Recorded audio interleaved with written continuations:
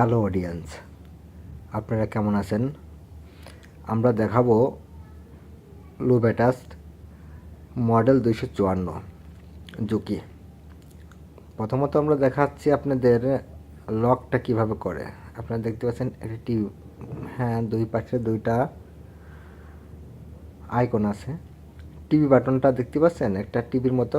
ওইটা হচ্ছে আপনার লক করার জন্য। ওটা ধরে রাখেন তো লক হবে, আবার ধরে রাখতে পারে লক ছাড়াই যাবে। আপনার হয়তো 8 সেকেন্ড মতো ধরে রাখা লাগে, 7-8 সেকেন্ড। আমরা আপনাদের কিছু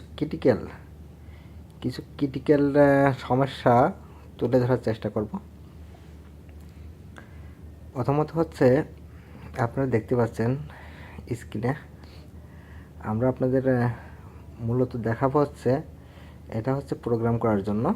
আজ আমরা দেখাবো হচ্ছে আপনাদের লুপ যদি বাঁকা হয়ে যায় লুপের সাইডে, তাহলে আপনারা ওইটা কিভাবে সমাধান করবেন।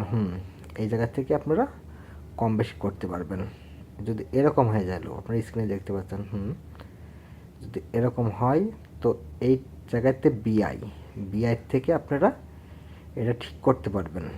বিআই থেকে এটা প্লাস মাইনাস করা যায়, করে এটা ঠিক করা যায়। যদি এরকম হয়ে যায়, স্ক্রিনে আপনারা দেখতে পাচ্ছেন, অনেক সময় ক্ষেত্রে এরকম হয়, তো এটা ওইভাবে ঠিক করা যায়। তো আপনারা দেখতে পাচ্ছেন। আবার দেখা যাচ্ছে যে আমরা আপনাদের দেখাবো জয়েন্ট। যদি দেখেন বা জয়েন্ট অনেক সময় আছে, জয়েন্টে যে থিকনেস আছে ওইটার কম বেশি কারণে দেখা যাচ্ছে যে অনেক সময় সিগন্যাল দেয় বা লোবে। এটা হচ্ছে সাইড, যদি এটা হচ্ছে আইজিতে সাইড, এটা হচ্ছে আপনার লোবের যে থিকনেসটা আছে, এই যে এইটা আপনি স্ক্রিনে দেখতে পাচ্ছেন।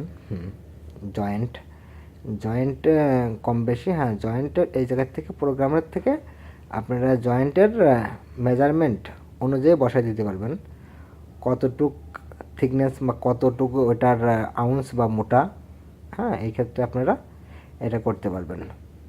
তো আপনারা লোবেটাসে দেখা যাচ্ছে এইগুলো হচ্ছে ক্রিটিক্যাল সমস্যা হয়ে যায়। অনেক সময় দেখা যায় নিচের লোবের অংশ কখনো কম বেশি হয়ে যায়, কখনো বাঁকা হয়ে যায়।